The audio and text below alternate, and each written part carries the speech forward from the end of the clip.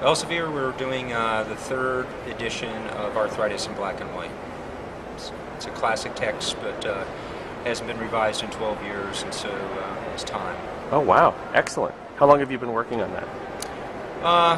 Too long, if you're asking Rebecca. So, but no, it's been for this past year for the revision. The book was a unique book when it was first published, and it still is, in that it works more like how the trainee works in terms of they have an opportunity to look at a hand and look at the abnormality and try to sort out what it might be in one chapter, and then go, if you think it's rheumatoid arthritis, go back to another chapter in the back of the book and find out if by reading more in depth about rheumatoid arthritis, whether it actually is that diagnosis.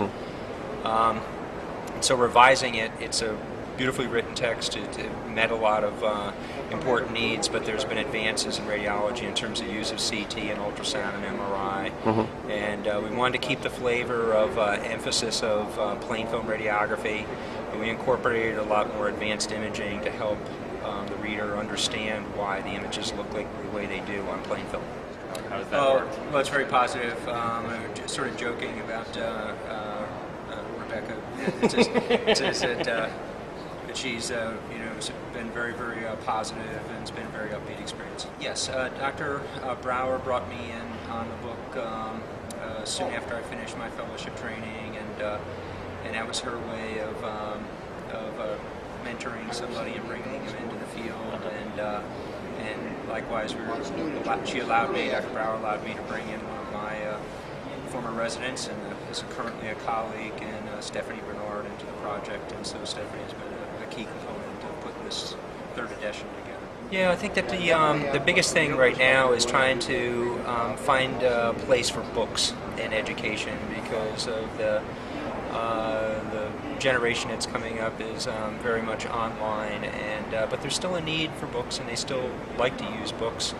But the books and how they were used when I was in training are considerably different, and there's obviously a big push, and Elsevier is part of this, getting into the case series and case discussions and the case reviews. Reviews, and that's a very positive thing for allowing a learner to be able to test their knowledge, but still getting that good basic textbooks that allow for foundational learning are still necessary, and it allows the trainee to get a broader sense of the scope of the subject that they're looking at.